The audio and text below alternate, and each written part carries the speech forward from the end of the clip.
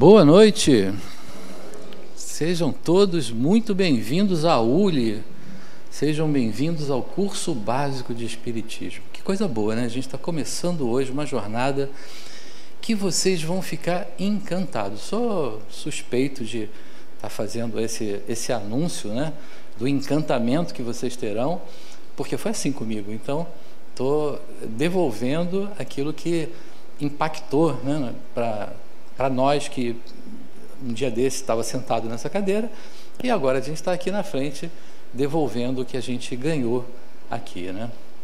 Bom, mas hoje é o nosso primeiro encontro e nós vamos falar sobre o que é o Espiritismo. Antes de começar, eu queria fazer uns combinados com vocês.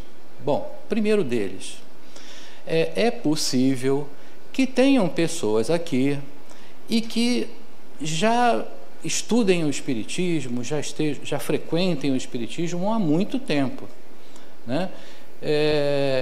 Quem já frequenta, quem já estuda o Espiritismo há mais tempo, levanta o braço. Olha só que coisa boa.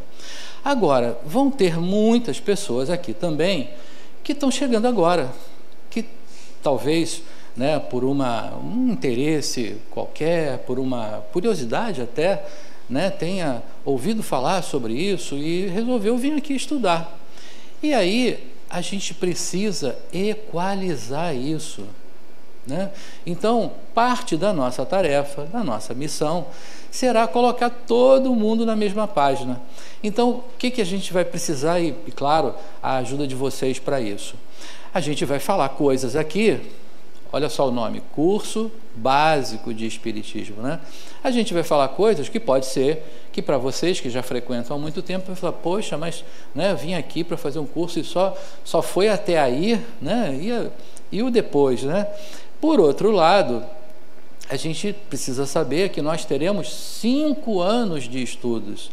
O curso básico é a porta de entrada, né? É o curso inicial de uma jornada da ULI, que tem 10 ciclos, né? São 5 anos de estudos. Então, esse aprofundamento virá na progressão das aulas e dos ciclos, né? Então, esse é o primeiro combinado, né? Saibam que a gente vai entregar o conteúdo que vai fazer com que todo mundo fique na mesma página para a gente poder avançar nos ciclos. Segundo, é extremamente importante a participação de vocês. Então, não fiquem acanhados, a gente está começando agora, ainda que é sempre assim, né? Os primeiros dias da turma, o pessoal fica quietinho, ninguém pergunta nada, ninguém fala nada, aí quando vai chegando lá pela aula 9, 10, aí pronto, aí todo mundo já...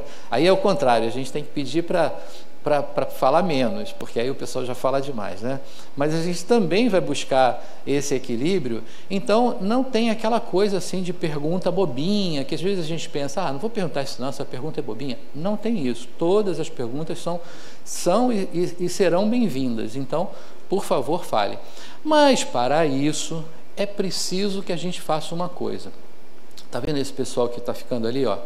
Eles estão ávidos a chegar até vocês com o microfone, porque as nossas aulas são gravadas. Então é preciso que, para que vocês façam uma pergunta, que a gente tenha a pergunta e a resposta na gravação. Então, quer fazer uma pergunta, levanta o braço, aí o pessoal que não foi nem para a academia hoje, que resolveram fazer o treino aqui, andando aqui no salão, vão andar 2 quilômetros aqui, levando o microfone para que vocês possam fazer as perguntas. Combinado? Bom, então, dito tudo isso, né? Aliás, esses combinados que a gente está fazendo agora vão servir para todas as aulas, né? Então, participem, a participação de vocês é muito importante, mas para isso, levantem o braço para que o monitor possa chegar até vocês com o microfone. Bom, olha que coisa boa, quanta gente linda e conhecida. Para deixar o expositor sem graça, aí o primeiro coordenador do expositor chega aqui, a primeira coordenadora, né? Chega aqui na aula, e aí a gente agora tem mais responsabilidade de falar as coisas mais acertadas, né, Beth? Brincadeira, gente. Bom, vamos lá. Então, nosso primeiro encontro, e a gente vai falar sobre isso nessa noite com o seguinte objetivo. Primeiro, apresentar uma visão geral, sintética do que é o Espiritismo. Bom, e para isso a gente vai passar por alguns conteúdos. Situar historicamente a época em que se deu o surgimento do Espiritismo como doutrina, traçar um perfil biográfico de Allan Kardec, apresentar os livros básicos de Allan Kardec, saber primeiro, né, quem é esse cara, esse tal de Allan Kardec, saber sobre a literatura dele, explicar do modo lógico e não dogmático os princípios básicos do Espiritismo, mostrar por que o pensamento espírita pode ser encarado sob os aspectos científicos, filosóficos e religiosos. O slide ficou um pouco embolado ali, acho que foi aquilo, né, Rodrigo? A gente estava falando sobre a compatibilidade aí do Mac e do Windows, eu acho que deu um probleminha, mas não tem problema não vai atrapalhar, a gente vai conseguir fazer. Então, passaremos por todos esses pontos aí, para que a gente chegue ao nosso objetivo dessa noite. Bom, como eu falei para vocês, que vocês podem e devem participar, né, porque o conteúdo dessa noite vai ser construído por todas essas mãos. Então, eu queria começar fazendo uma pergunta para vocês, porque o nosso tema é o que é o Espiritismo, né? E aí eu pergunto para vocês, o que é o Espiritismo? Quem é que sabe me dizer o que é o Espiritismo? Vamos lá. Por favor. O Espiritismo é uma linha filosófica, científica e religiosa, né? Como já foi descrito ali. E a gente acredita que seja assim mesmo, porque a filosofia existe, a religião, que é um ato praticado diariamente, e a espiritualidade, né? Que fica acima de qualquer suspeita. Que legal, dona Ofenísia. E aí, vocês, o que vocês acham? Que mais? Será que é só isso o Espiritismo, né? Será que está só nesse âmbito aí da filosofia, religião? O que mais? Olha, eu vou ter que falar agora igual... Ah, tem aqui, ó. Eu já ia ter que falar igual o Adenauer fala, né? Até os túmulos são mais barulhentos do que vocês. Olá, boa noite. Boa noite. Então, para além do que ela já colocou, né, eu acho que é tida como uma doutrina, né? Uhum. E acho que assim, a base é a essência do espírito, a origem, né, do espírito, a natureza do espírito. Como a gente, através dessa doutrina, a gente compreende, acho que a conexão, né, do mundo físico com o mundo não físico, né, o invisível, o imaterial com o mundo material. Essa troca, creio eu, assim, não sei se você está me entendendo, acho que essa a relação entre os vários mundos. E eu aprendi aqui em alguns centros que eu frequentei, quando alguém pergunta, você é espírita? Eu disse, não, eu sou espírito. Ponto. Muito bem, olha que coisa boa. Olha, estou gostando, hein? Estou vendo que essa turma está vindo já de pé embaixo. Você vê que coisa? Você sabe que eu vou te contar Então, Cris, vou te contar. Você sabe por que o nome da nossa universidade é Universidade Livre do Espírito? É exatamente por isso. É para fazer com que cada um de nós, cada vez mais e melhor, se perceba espírito. Olha que coisa fantástica, né? Que bom. Que mais, gente? Eu estou gostando muito, porque está quente o negócio aqui. Que mais? Então, já que vocês já foram bem dentro do cerne, né, do que é o Espiritismo, agora, e sobre o que ele trata? Para que ele serve? O que vocês me contam sobre isso? Quem é que fala aí? Aqui, dona... Para mim é a inquietude do ser humano de compreender sua rápida passagem nesse pequeno planeta, nesse universo, e compreender como nós somos capazes de sermos tão bons na sua plenitude e sermos tão maus também na sua existência. Acho que é essa tentativa de a gente estudar esse corpo que se passa aqui, mas que assume um espírito. Ubirajara. Então, para você, o espiritismo tem esse propósito, né? Que mais? Aqui, Lu.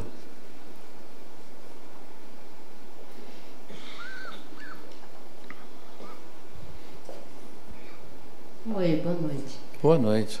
Para mim, a busca maior, que é a minha, é me entender como espírito imortal que somos, essa evolução. Isso é a minha busca, eu acredito que seja o objetivo maior. O espiritismo tem esse propósito. Que seja esse propósito, para você, né? Da nossa evolução e o entendimento, que eu acho que é o mais difícil, da gente como os espíritos imortais que somos. Que legal, Isabela. Bom, tá muito bom isso aí, mas olha, deixa eu mostrar aqui o que Kardec colocou como o que é o espiritismo, né? Então, o espiritismo é uma doutrina que trata da origem, da natureza dos espíritos e das suas relações com o mundo material. A Cris quase foi ipsilítere ali na fala de Kardec, né? E o seu foco vai estar nessa relação entre o mundo material e o mundo espiritual. Então é exatamente. E ele trata do quê? Aí, para finalizar, ele vai tratar do quê? Da evolução. Não, mas tem um elemento principal aí, né, que ele vai tratar. Quando a gente fala de espiritismo, a gente fala de espírito, né? Pronto, aí agora tem aquela pergunta que não pode calar. Alguém aqui tem medo de espírito? Você sabe que quando eu faço essa pergunta, muitas pessoas têm medo de responder que tem. E aí não falam, né? Alguém tem? Olha lá, ela tá sumindo ali. Você sabe que, vou contar para você que o nosso objetivo é que até o final dessa aula você não tenha mais. Sabe por quê? A minha avó já dizia assim, a gente só tem medo daquilo que não conhece, né? E quando a gente passa a conhecer, não precisa ter medo mais, porque eu tenho certeza absoluta, eu não consigo ver seu crachado aqui, mas é Ana, né? Olha, estou com a vista boa. Então, Ana, eu tenho certeza que todo dia você vê espírito. Você vê espírito? Vê, né? Então, eu também, já começando assim, ó, espelho, né? Acordo de manhã, quando olho no espelho, estou vendo um espírito lindo, né? Maravilhoso, mas olho no espelho e está aquele espírito maravilhoso, lindo, né? Então, se a gente vê espírito o tempo todo, já estamos na pista aí, né, de quem são os espíritos, então não precisa ter medo de espírito, né? Porque somos todos nós. Bom, mas é sobre isso que o espiritismo vai tratar. Bom, outro ponto importante, e esse é questão de prova, isso aí, olha, anotem, porque vai cair na prova, estou dando a dica logo, né? A partir de quando a gente pode falar de espiritismo? A partir de 18 de abril de 1857, que é a data que marca o início do espiritismo. Qualquer coisa que se fale antes dessa data não era espiritismo ainda. E essa data, ela marca o início porque ela é a data da publicação do primeiro livro da base que o espiritismo, redundância, né? Da base que o espiritismo se baseia, olha o que eu ia falar, né? Dos 5 livros básicos dos quais, né, são os fundamentos do espiritismo, que é o Livro dos Espíritos. Então, o espiritismo foi sistematizado em 18 de abril de 1857, com a publicação do Livro dos Espíritos, numa época de grandes transformações sociais, filosóficas e políticas. Desenvolveu-se em paralelo com o surgimento das ciências, em meio a novos estudos da mente que despontavam à época, em decorrência do desenvolvimento do magnetismo, hipnotismo e do próprio espiritismo, que se estudava antes da publicação do livro. Então, foi uma época que a gente vinha numa trajetória de muitos movimentos sociais, intelectuais, que depunham contra a religião, né? A religião, naquela época, no século XVII, é a que mandava em tudo, era a que dava todas as diretrizes, né? E esses movimentos começaram a surgir contrários a isso. Então, lá no século XVII, né, o que ocorria, né, que era a teocracia, que era a influência da religião, né, a verdade era ditada, né, pelos religiosos e todo mundo tinha que seguir aquilo. E aí já vem um primeiro movimento.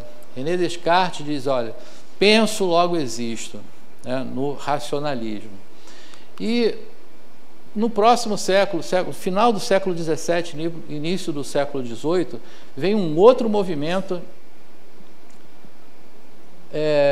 importante nisso, que é o iluminismo, né, que veio trazer luz a essa época das trevas, né? E John Locke, Voltaire, Jean-Jacques Rousseau, né, trouxeram a ideia da liberdade, de desconstruir, né, aquele pensamento, aquelas ideologias de que apenas a religião trazia as verdades, né? Então aliás, o nome iluminismo vem disso, de iluminar a época das trevas.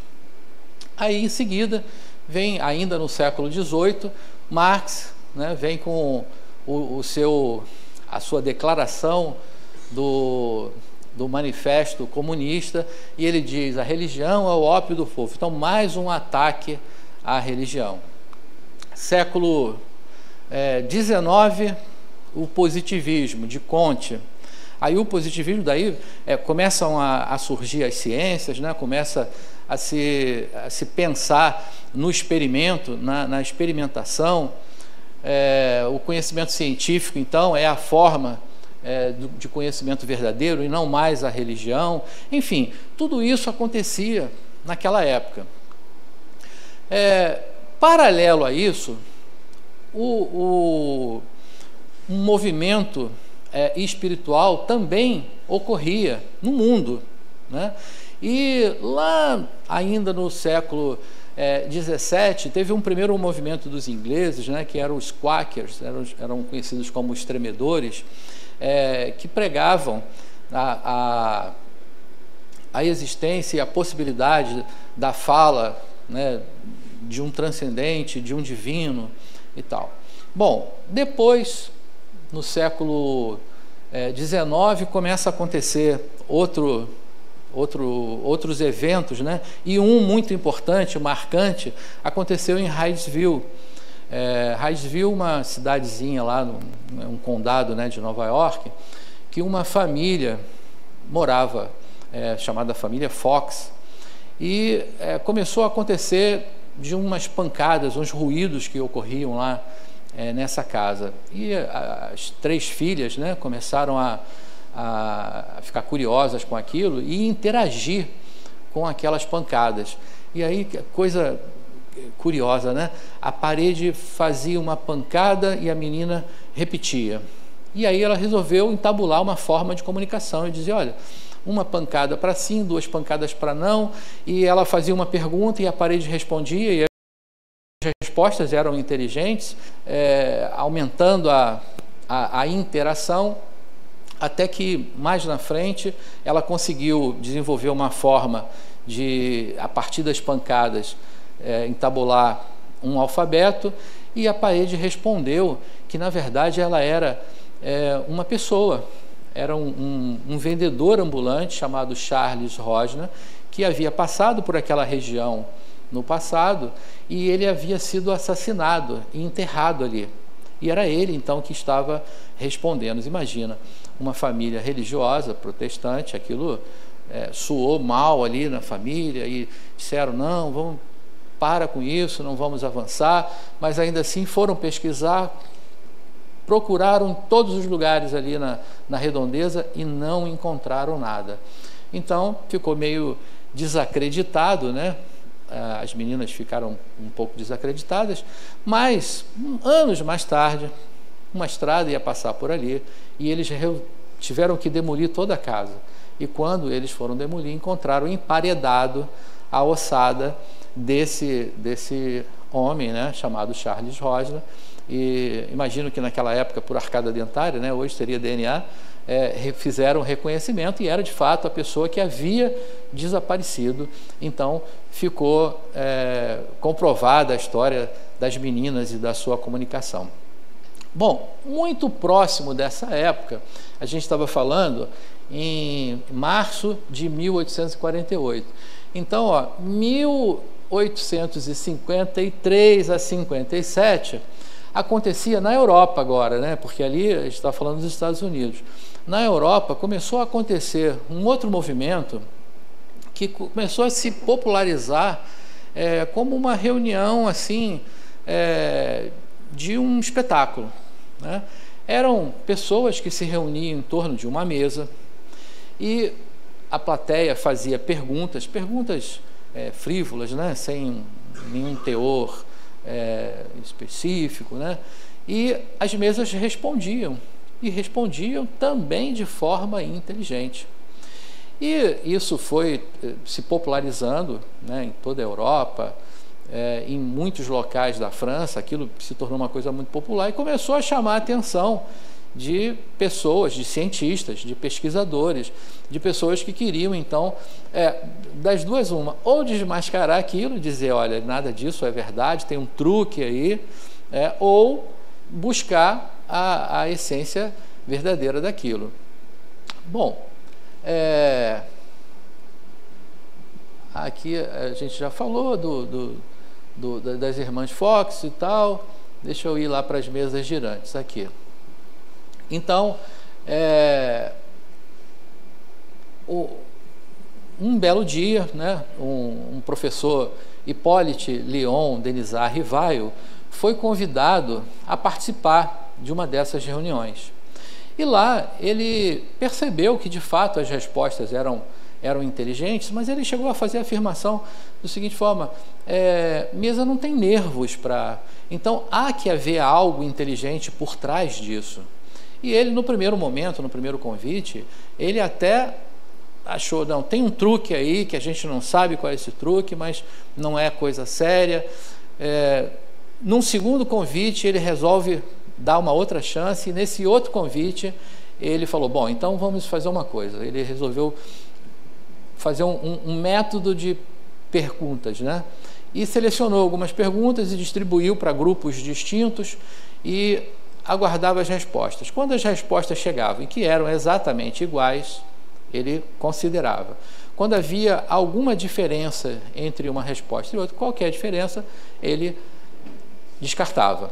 E dessa forma, ele foi reunindo perguntas e respostas de tal forma até que ele chegou à possibilidade da publicação de um livro. Quando ele estava próximo de publicar esse livro, né, orientado ele um pouco, porque o professor Hippolyte Léon Denisard Rivail era um pedagogo, era uma pessoa que tinha inclusive outras publicações, livros na área de aritmética. Ele era um discípulo de Pestalozzi. Então, orientado pelos espíritos, disseram que ele usasse um codinome de Allan Kardec, porque ele havia usado esse nome numa encarnação passada dele, quando ele foi um sacerdote druida. E ele então usou esse nome, esse codinome, Allan Kardec, para a publicação do primeiro livro, que é o Livro dos Espíritos. Então, aquela questão da prova que eu já contei para vocês, 18 de abril de 1857, Allan Kardec, né, o professor Hippolyte Léon Denisard Rivail, publica o primeiro livro e marca, então, o início do Espiritismo. Bom,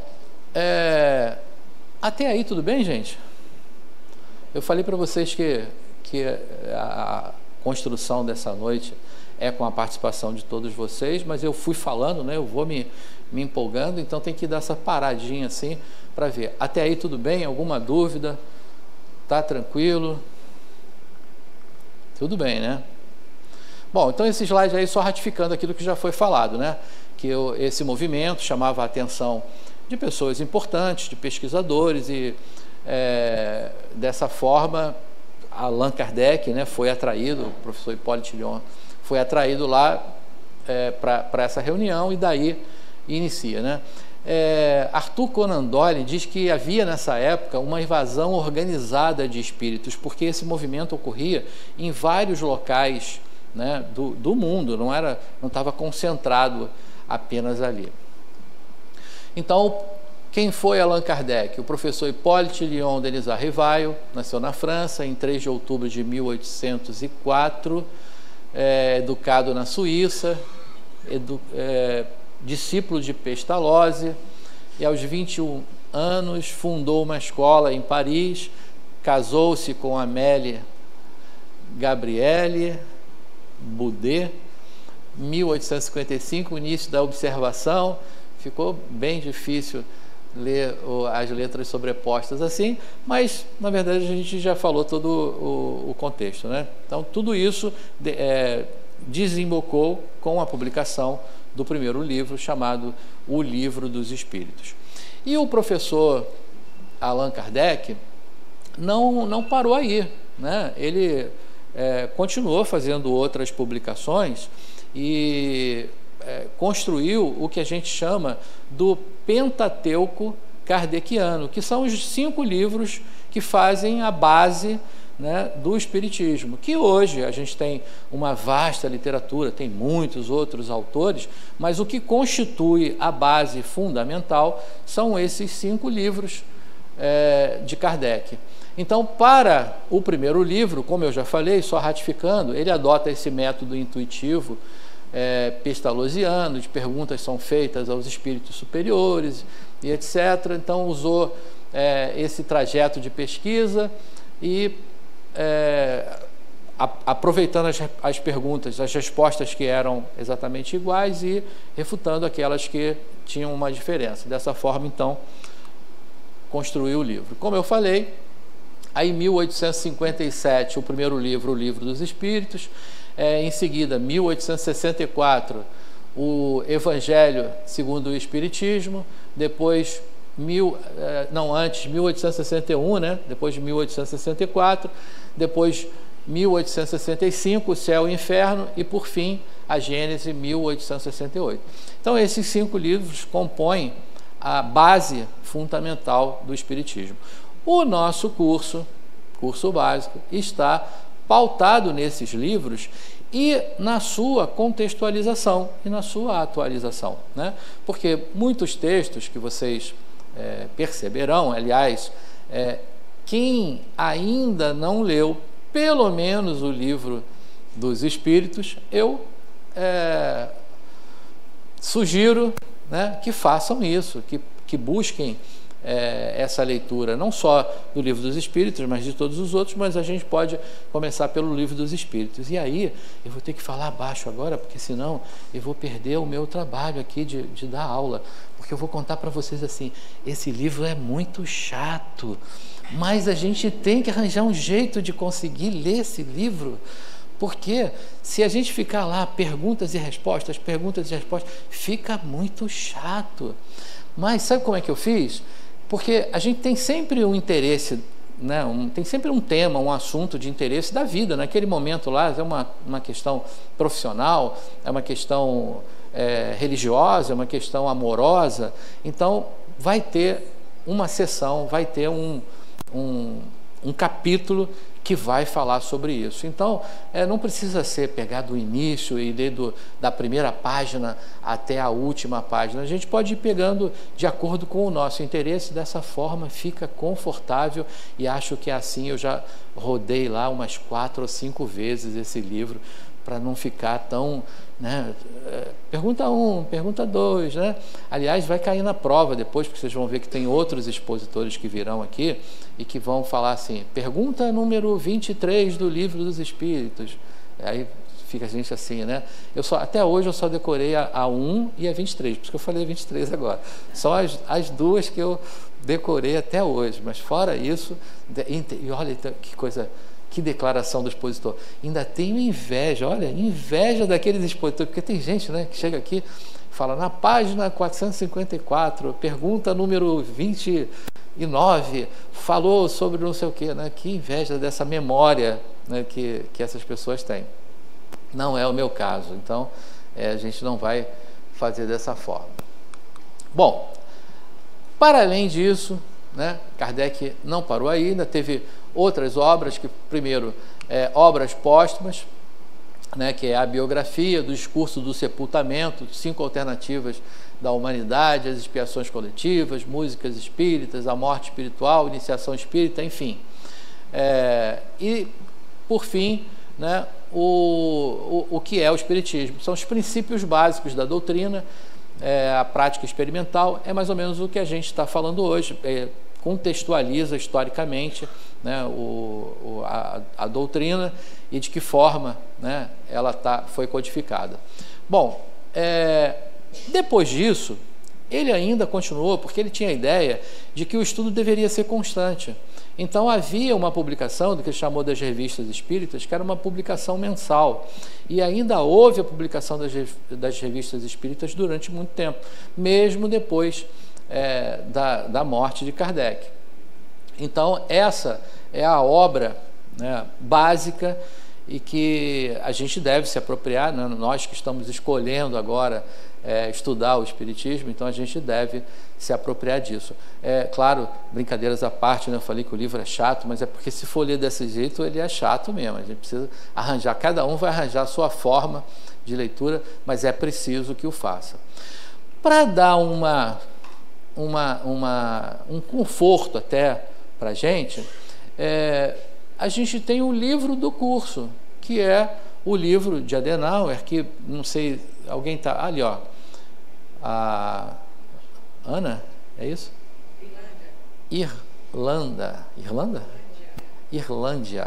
que a Irlândia está mostrando para a gente, que é uma boa dica, que quem não tem, é uma boa dica de adquirir o livro, pelo seguinte: cada capítulo desse livro é o tema de uma das aulas que a gente vai ver aqui. Então, hoje, no capítulo 1, está lá o que é o Espiritismo, no próximo capítulo vai estar lá Deus, o outro capítulo, Espírito, e cada capítulo do livro esse é extremamente gostoso, agradável de ler, né? Uma leitura fácil, numa linguagem boa, então, e ajuda bastante a gente já saber o que vai acontecer nas nossas aulas, certo? Bom, então as revistas espíritas nós já falamos. Esse é um outro dado importante. O Espiritismo foi criado, eu acho que quando a gente estava perguntando o que era o Espiritismo, alguém falou alguma coisa, foi a senhora, né? Ele está pautado nesses 3 pilares, né? O Espiritismo está pautado, primeiro, no pilar da ciência. Então, isso nos traz a uma fala de Kardec, que é a fé raciocinada. Ou seja, para que a gente não se prenda àquelas crendices, né? Aquelas coisas que não são possíveis, e que a ciência hoje traz um esclarecimento a respeito. Por exemplo, eu gosto, e a gente vai falar isso mais nas próximas aulas, principalmente na 3ª aula, que vai falar sobre espírito, na 6ª aula, que vai falar sobre reencarnação. Então a gente vai falar sobre as diferenças, por exemplo, entre a ressurreição e a reencarnação. Então, a reencarnação é o corpo, já dando o spoiler, né, da aula, é o espírito que pré-existe retornar a um novo corpo. E a ressurreição sugere o ressurgimento de um mesmo corpo. Então, meu tataravô desencarnou, foi sepultado lá no cemitério São João Batista, no Rio de Janeiro. Já imagina, né? Meu tataravô já tem um bocado de tempo. As células que compunham o corpo dele já se desagregaram todas, né? E uma boa parte virou o barro que virou bloco de alguma construção. Outras viraram adubo das mangueiras. Aliás, no cemitério de São João Batista, eu era criança, eu ia para lá roubar manga de noite, porque, ou manga saborosa, né? Porque bem adubada, né? Então, virou, imagina, o corpo que se decompôs ali, virou adubo de mangueira. Então, como é que esse corpo vai voltar a existir? Não é possível isso, né? Então, de cara, a ciência diz para a gente, olha, isso não é possível, né? A reencarnação, a gente vai ter uma infinidade de questões aí que vão levar a uma comprovação ou não, mas a gente já entendeu que a ressurreição não dá para ser. Então, esse é o pilar que a ciência vai suscitar em nós, né, de se basear em algo que seja possível e que a ciência possa trazer um maior esclarecimento. Aí, a filosofia. A filosofia vai nos trazer aquilo de não aceitar, né, de primeira qualquer informação. A gente vai buscar, vai rever, né, o que já foi dito, o que já foi falado, a gente vai questionar as informações antes de tê-las como uma verdade absoluta. E a religião, diferente daquilo que nós poderíamos, se eu perguntasse para vocês aqui, o que é religião para Dona Ofenísia? O que a senhora me responderia, Dona Ofenísia? Vamos dizer, uma filosofia que a gente estuda, que a gente professa dia a dia, uma crença que a gente tem em alguma coisa. A religião é tudo que você acredita. Pois é, muita gente. Dona Eufenísia foi mais ou menos dentro do que a gente vai, mas muita gente ia querer pegar lá da palavra, né, do religare, e que é a religação, porque vai pegar lá a nossa religação com Deus, né? E aí vai pegar lá do braço judaico-cristão que houve uma desligação do homem com Deus porque ele foi expulso do paraíso. Então ele precisa se religar, e a religião é o caminho de religação. Mas isso não seria para todas as religiões, né? Porque, por exemplo, se a gente pegar o budismo, é uma religião que nem Deus tem. Então ele não tem que se ligar a nada. Se a gente pegar outras religiões, a gente vai ver que essa religação não é verdadeira. Então, o que a gente entende como a religião para nós? É a nossa atitude diante do divino. Então, mais ou menos dentro do que a Dona Ofenísia colocou. É a sua atitude diante do divino. Como, né, nos portamos... Ofenícia. Ah, não tem dona. Mas o dona foi eu que coloquei. Pois é, Dona Ofenícia. Não, vou parar de falar o dona, pode deixar. Tá bom. Pois não. Eu queria saber porque o Espiritismo não é uma religião, é uma doutrina. Se não é... Bom, ele é uma doutrina, né? Uma doutrina é considerado porque é um conjunto de regras. Ele é uma religião para quem considera assim, né? Eu conheço muitas pessoas que estão nesse movimento, diz, olha, para mim ele é apenas uma filosofia boa de vida, né? Para outros é uma religião, porque se ele proporciona isso em você, se você consegue ter uma atitude diante do divino a partir do que você aprende na religião, no Espiritismo, então ele é uma religião para você.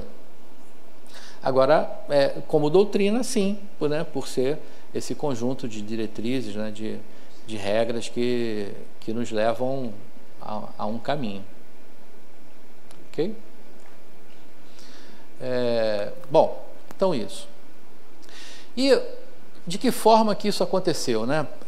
O Adenauer, um dia desse, falou uma coisa bem interessante. Ele falou assim, o Espiritismo se tornou uma religião brasileira. Ela nasceu lá na França, a gente já viu mais ou menos aí o contexto, né? Kardec, o professor Hippolyte Léon Denis Arrivaio, né, o seu método, né, de pesquisa, publica o livro e tal, e o Espiritismo surge lá na França.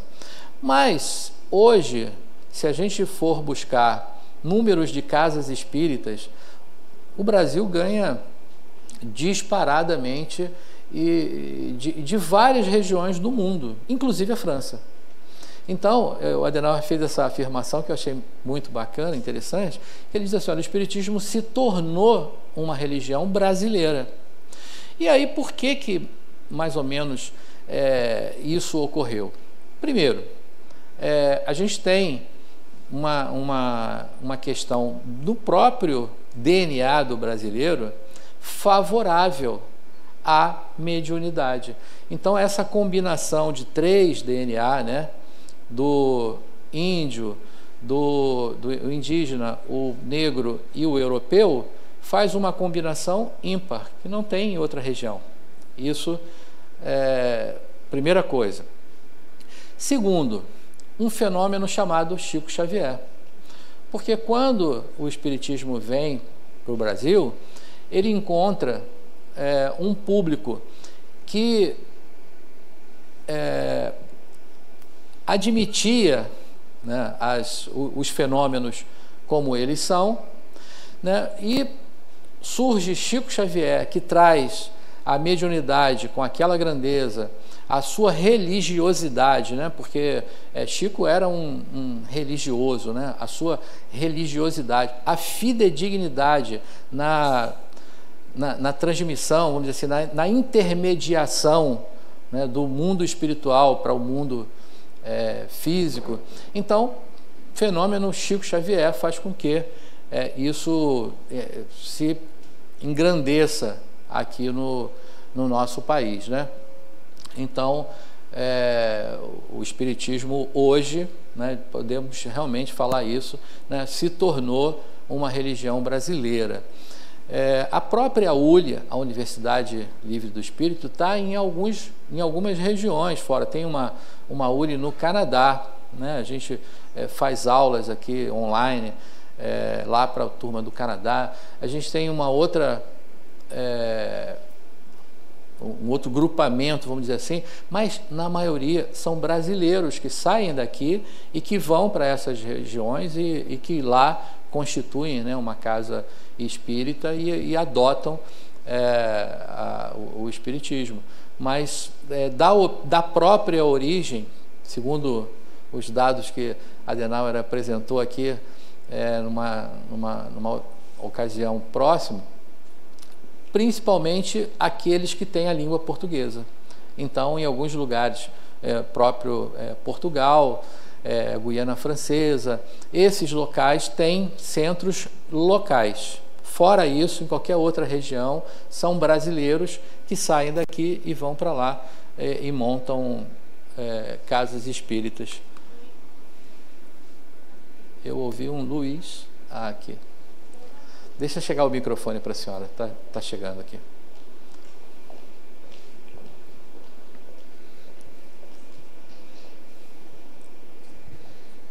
Uma dúvida, quando você falou da miscigenação, não sei se eu entendi bem, o fato da gente ser um povo miscigenado, isso tem uma tendência, favorece a mediunidade. Eu não entendi essa relação. Essa combinação desse DNA, né, favorece a mediunidade. O indígena, o negro e o europeu, que são os 3, né, fazem uma combinação perfeita para essa manifestação.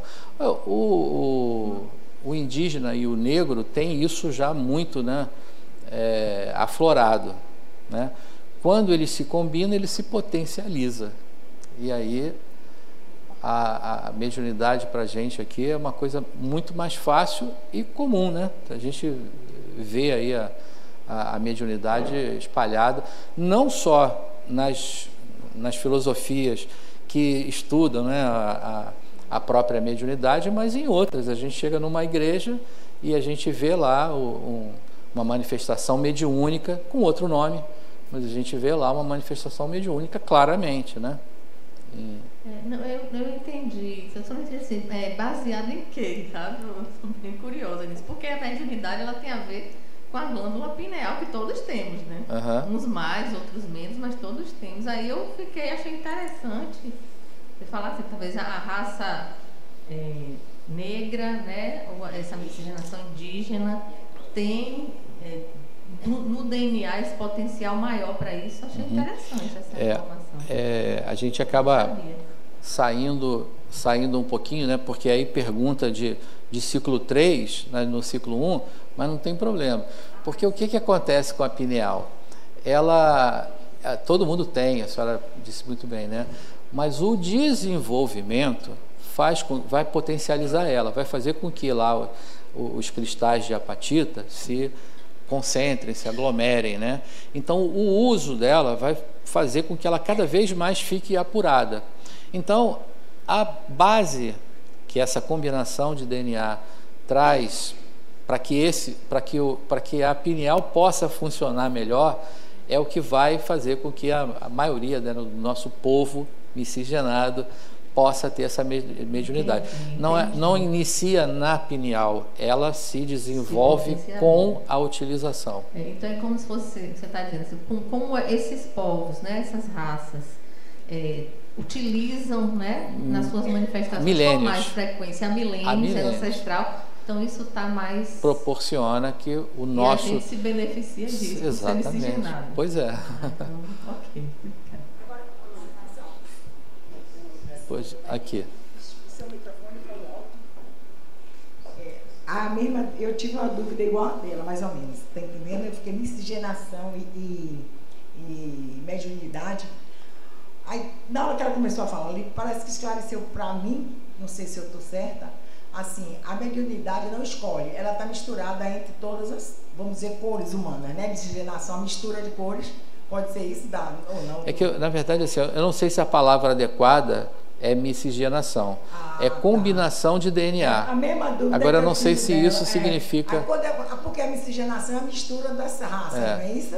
Então, na hora que ela começou a falar, eu imaginei, então ele não escolhe raça, ele tá no meio de qualquer um. Não, a mediunidade não tem isso. É isso, não. Que eu fiz nem... Desculpe, viu? É porque nós duas somos horrorosas, né? Não tem... Toda hora eu pergunto.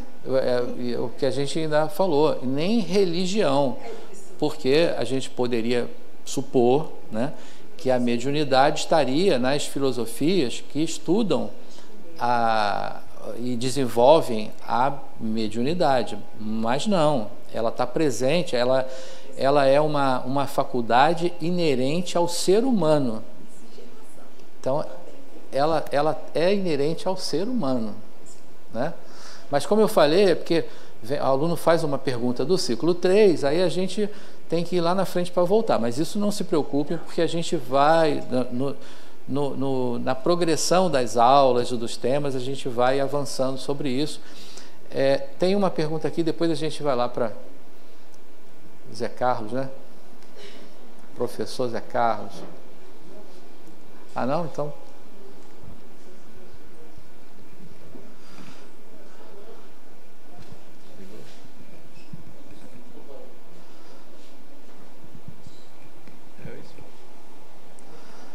O microfone às vezes sofre uma pequena obsessão, mas passa já, a gente dá um passe nele, ele volta a funcionar.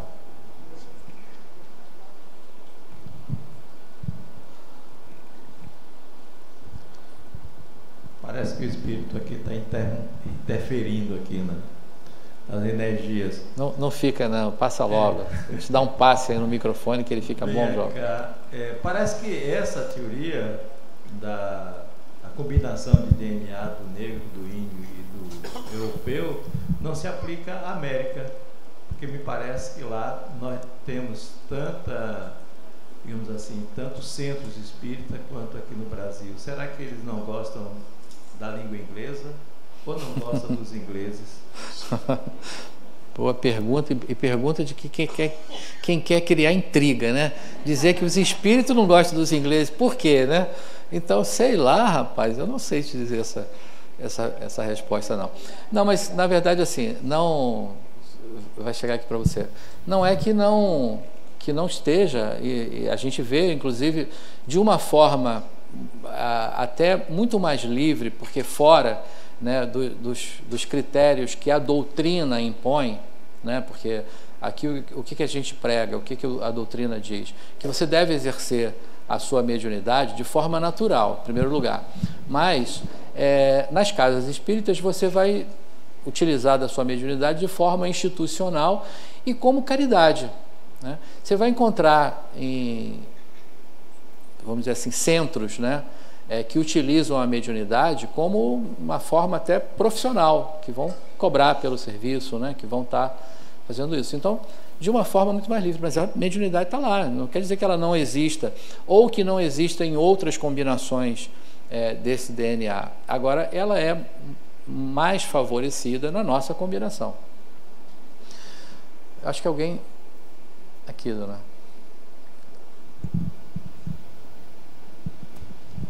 É porque, assim, na minha visão, tanto na Europa quanto na América, especialmente ali a região dos Estados Unidos, eles têm a visão da mediunidade, uma visão mais científica, uma visão mais de estudo.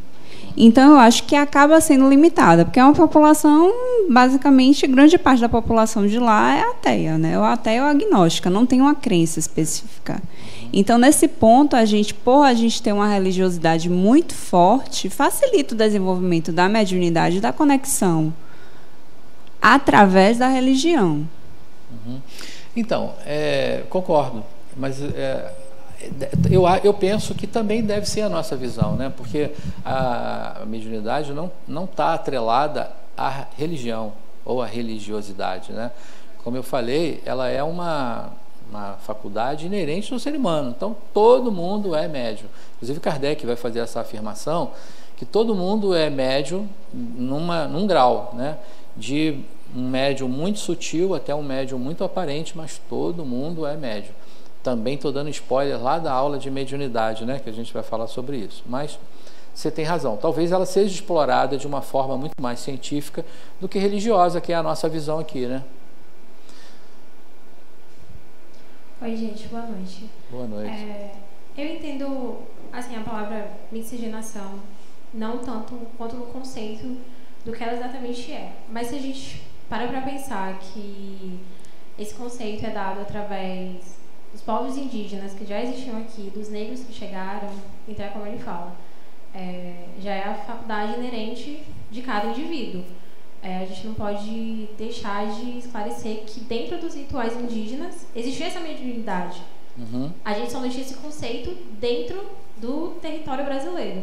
Então, quando o conceito da mediunidade, do espiritismo chega no Brasil, é que se tem, de fato, a teoria, mas a prática, ela já existia com esses povos. Então, é mais ou menos isso que eu entendo, não pelo conceito da miscigenação que deixa atravessado um pouco as perguntas, né? Mas, enfim, se eu estiver errada, me corrija, mas eu entendo esse fator histórico assim.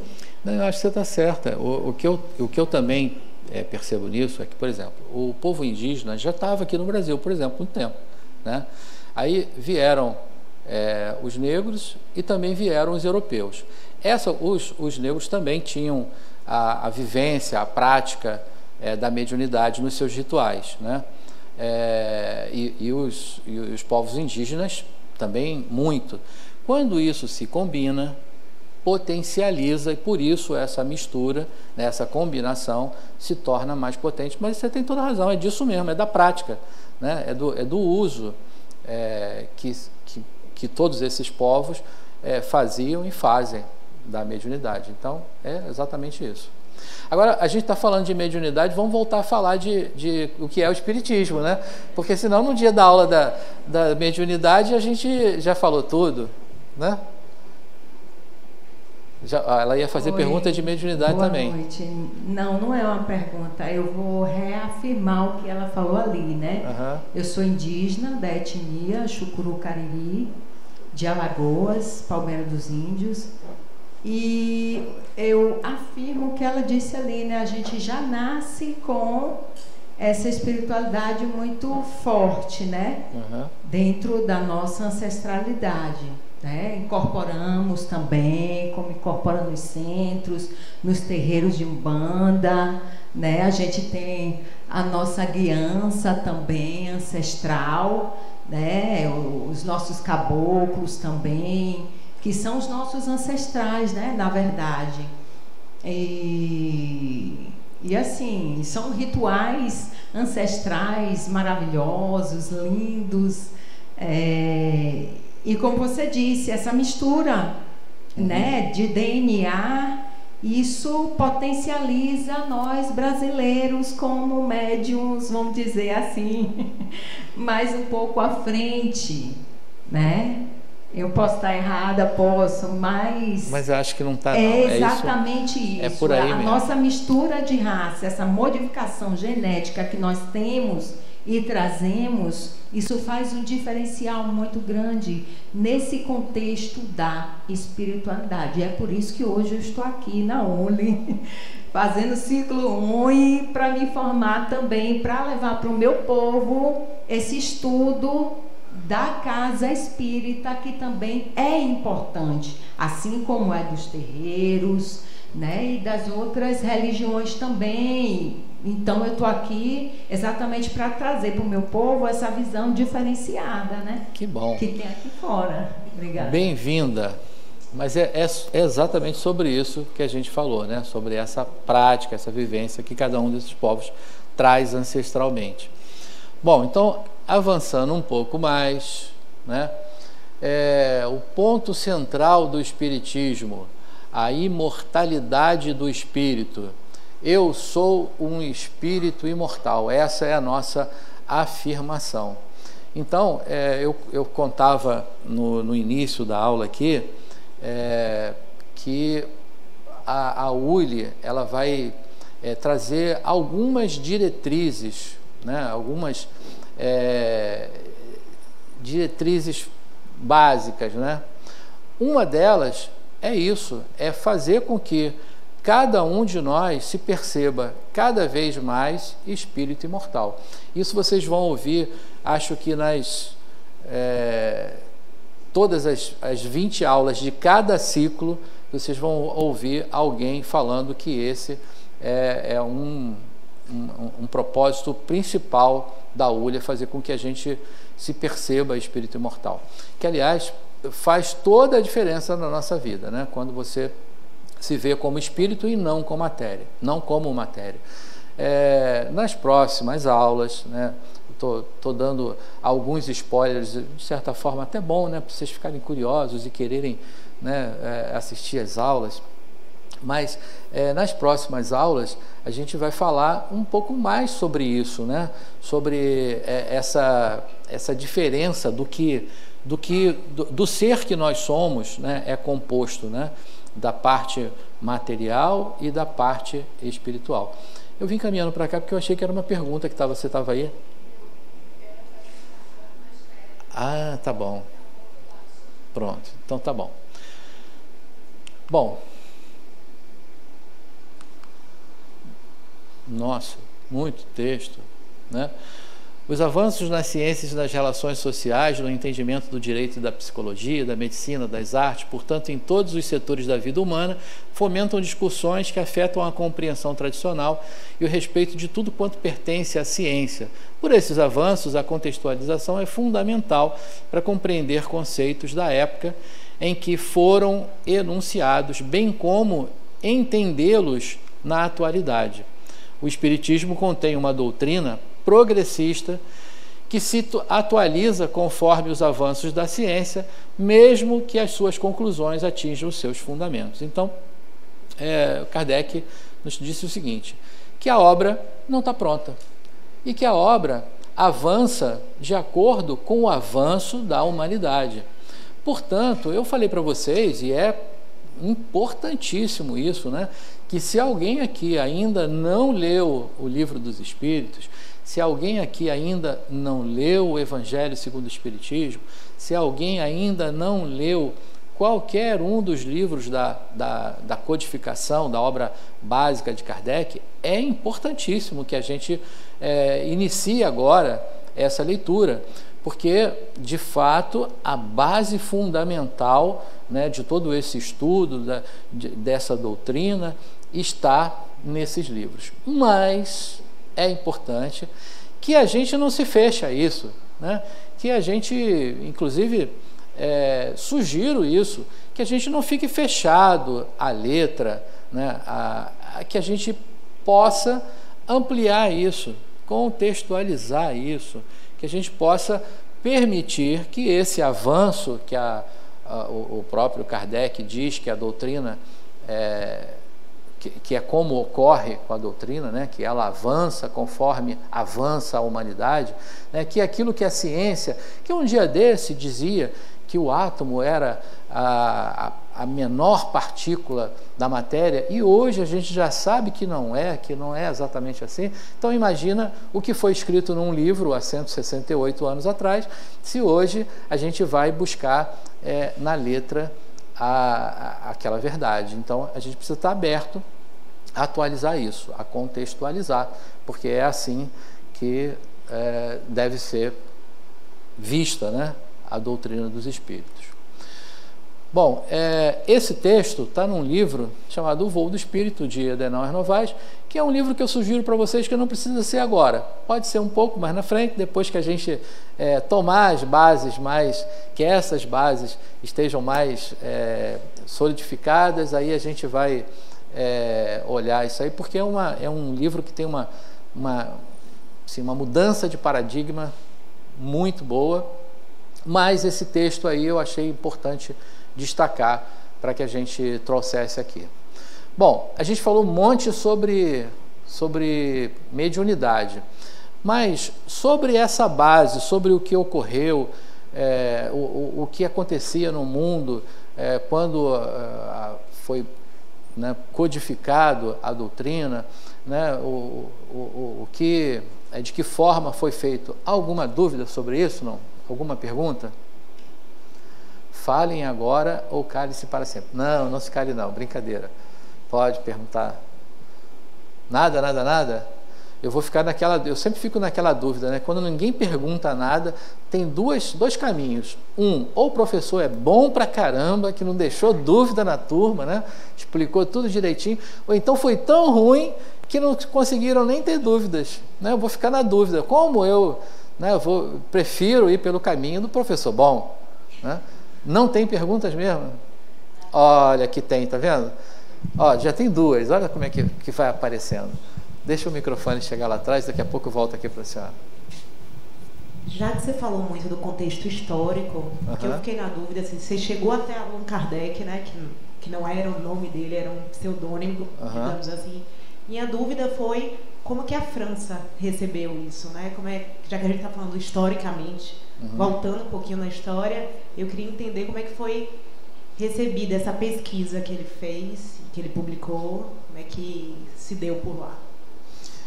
Não sei se eu entendi como a França entendeu, mas deixa eu falar a respeito e aí depois, se não for essa dúvida, a gente arredonda de novo, né? Você imagina o seguinte, a gente falou sobre o que acontecia no mundo, né?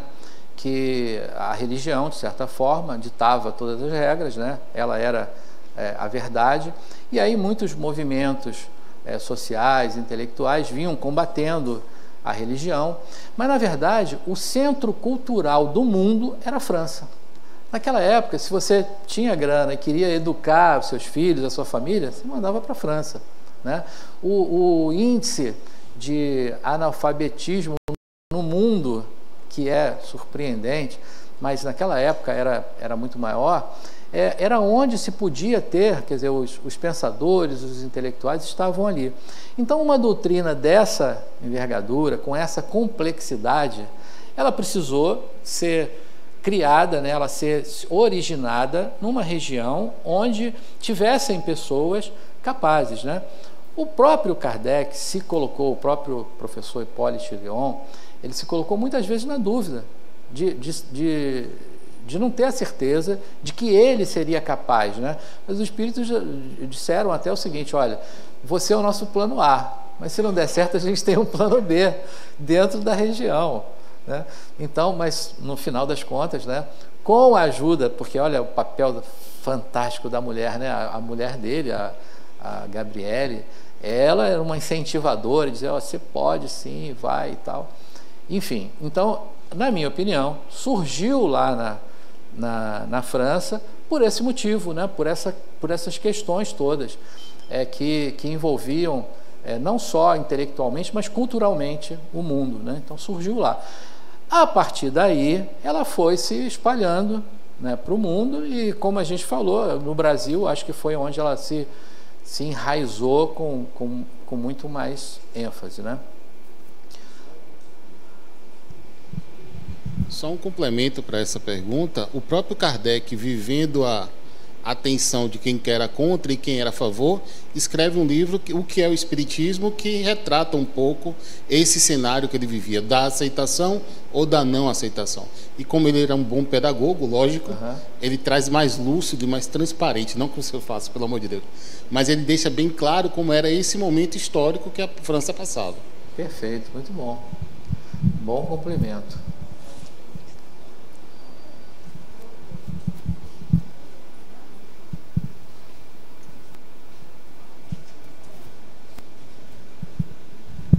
Apenas como sugestão da colega, a pergunta da colega aqui tem um filme, aliás, de Allan Kardec, que diz, se eu não me engano, é história, né, alguma coisa da história está por trás do nome, que retrata tudo isso aí, como ele vem, como ele vai, como foi acolhido, que não foi bem acolhido, né? Mas deixa para o filme, eu só sugiro que o pessoal assistam. Eu acho que tem um filme chamado Allan Kardec. É isso aí, Allan Kardec, aí tem assim, a história atrás do nome. Né? Pois é. É muito bom. Você sabe que eu adoro filmes, né? Eu realmente gosto e assisto. Eu estava falando muito baixo, agora o Rodrigo resolveu aumentar, eu estou com medo de fazer eco aqui. E às vezes eu assisto o mesmo filme 5 vezes. Porque cada vez que você assiste novamente, você descobre coisas ali que passou despercebido nos primeiros, né? Você lê um livro pela segunda vez, você descobre coisas ali. Então eu já assisti esse filme umas 4 vezes e realmente é muito bom. Claro, tem que ter a licença poética, que a gente tem que, né, tirar ali um pouquinho, mas é muito bom, vale a pena. Ninguém vai abrir mão de ler o Livro dos Espíritos, pelo amor de Deus. Eu falei que era chato, mas era só brincadeira, gente, né? Então, mas assistam o filme, porque esse filme também vai trazer uma ideia legal, né, de como foi essa Constituição, né? O que mais? Acho que alguém tinha... aqui. Ô Luiz, desculpa, ela fala ali, eu volto para o senhor aqui. Só a título mesmo de conhecimento, eu fiquei curiosa quando você disse que naquela época eclodiu os movimentos em todas as regiões, em todos os países, né? Existe alguma comprovação, digo assim, dita pelos espíritos, de que tinha alguma intenção por trás daquilo, na época diante de todo aquele cenário histórico, naquele momento, eclodir isso em todo o mundo? Tem um autor que é Arthur Conan Doyle. Ele escreve um livro e ele diz que havia uma invasão organizada dos espíritos e que não foi regional. Isso aconteceu em várias regiões, né? O motivo era trazer o esclarecimento. Existe uma outra questão que está bem dentro do nosso tema, né? Que o espiritismo é trazido pelo próprio Kardec como a terceira revelação. Porque houve um momento da humanidade, né, lá que Moisés sobe a montanha e a primeira psicografia, né, por efeito físico, né, ele traz a tábua dos 10 mandamentos. Foi a primeira revelação. Aí depois Jesus vem e ainda diz assim, olha, eu não vim para que você destrua a lei, mas para que você a cumpra, para fazer cumprir a lei, né? Então Jesus vem como a segunda revelação e ele diz, olha, nem tudo eu posso esclarecer porque a humanidade ainda não tem condições de absorver, de entender tudo, mas virá o Espírito da Verdade, que trará novos esclarecimentos, novos entendimentos. Então, aí a doutrina dos Espíritos se coloca nesse contexto, e na época apropriada há, segundo Doyle, essa invasão organizada dos Espíritos, né, em toda a humanidade, e que trazem os fenômenos, primeiro, como atrativo, vamos dizer assim, né? Então traz o fenômeno, que aí cria a curiosidade, a gente agora vai buscar o entendimento e a clareza sobre aquilo. Então, há um desencadeamento perfeito, né, para que se chegue ao entendimento do que somos, que é o Espírito, né? Bom, quando essa galera começa a se agrupar aqui, porque quando essa galera se agrupa aqui, significa que está na hora. Mas eu olhei ali, eu falei, bom, ainda não está tão em cima assim, né? Mas eu já imaginei que estava acabando meu tempo. Mas se não está, que coisa boa. Então, meu xará aqui, seu Luiz, ó.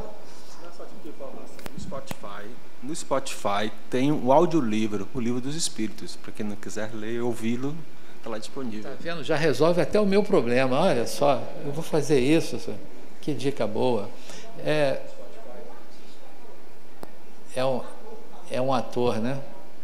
Tá vendo? Então, aí, coisa boa. Aí, vamos nessa dica aí. Agora, a gente pode buscar audiolivro, a leitura convencional. Tem aquela que é no tablet, esqueci como é que é o nome daquilo, Kindle, né? A gente pode buscar no Kindle, não importa. O negócio é que a gente não pode ficar sem ler.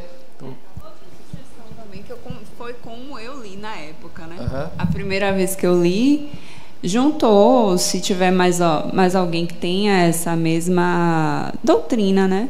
Entendimento, a gente juntou o grupo, 3 pessoas, era eu, minha mãe e meu pai. A gente lia, alguém fazia pergunta, aí o outro fazia o que é que achava daquela pergunta, e aí depois a gente lia a resposta e aí depois a gente debatia, não era um capítulo inteiro. Já é até mais elaborado, né? Porque aí já é um estudo do livro. Aí bacana. Não, era um estudo, mas era uma forma que a gente foi, porque minha mãe tinha vontade de ler, só que ela nunca teve paciência. Tinha vontade de ler também, só que nunca tive paciência, e meu pai veio no bolo. Uhum. Aí a gente foi, sentou e foi uma forma da gente conseguir concluir. Boa. Quem puder fazer assim é maravilhoso. Aí lia 2, 3. Não fica só na leitura, né? Aí parte ali para um estudo do entendimento, ótimo. Então, se for assim, é bom. O importante é o seguinte: a gente precisa olhar lá o conteúdo do livro. A gente não pode ficar fora disso, né? Quem está se candidatando a conhecer sobre a doutrina dos espíritos, a estudar o espiritismo, precisa primeiro passar por esses livros para que tenha a base, né, que tenha o alicerce para fazer essa construção. Porque posso afirmar para vocês, porque literatura não falta. A gente tem uma literatura imensa, muito boa, em todos os aspectos, né? Hoje a gente está falando aqui, nesse nosso primeiro encontro, a gente está falando sobre o que é o espiritismo. Mas nas próximas aulas vocês verão que cada uma delas é um conteúdo base. Porque imagina que na próxima aula, vou dar um breve spoiler da curiosidade, a gente vai falar sobre Deus. E aí nos remetemos lá ao Livro dos Espíritos. A primeira pergunta: que é Deus? Aí a resposta dos Espíritos: inteligência suprema, causa primária de todas as coisas. E o que a gente vai discutir sobre Deus? Um monte de coisas. Aí na outra aula, qual é o tema? Espíritos. Pergunta 23, que é espírito? Inteligência é o princípio inteligente do universo. Então, cada uma dessas aulas que nós teremos daqui até a 20ª aula, ela é a base desse entendimento, e que é fundamental, porque quando for por ciclo 2, quando todo mundo estiver passando aí a espírito superior, vai para o ciclo 2, aí vocês vão precisar dessa base, né? Porque aqui a gente vai falar do espírito, depois você vai falar do perispírito e vai elaborar, vai aprofundar mais sobre a ideia, sobre os conceitos, etc. Enfim, então todas são aulas com temas bases que vão formar o alicerce fundamental para o nosso estudo, que terá aí bastante tempo de desenvolvimento e de aprofundamento, né? Como a gente ainda tem 10 minutos, de novo, mais uma perguntinha. Como é que está para vocês? Alguma outra dúvida? Alguma outra coisa? Nada? Então tá bom. Então, sejam bem-vindos à ULI, sejam bem-vindos ao curso básico de Espiritismo.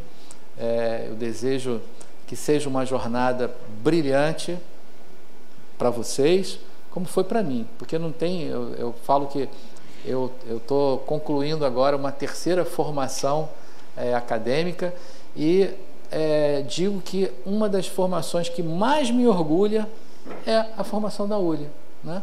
Sou formado na ULI, olha que coisa maravilhosa, né? Então eu desejo uma excelente trajetória para todos vocês, de muito conhecimento, e que a gente saia daqui com essa percepção mais ampliada do que somos de verdade, que somos espíritos imortais. Então, muito obrigado por hoje, nos veremos aí em outros encontros, mas por hoje, muito obrigado.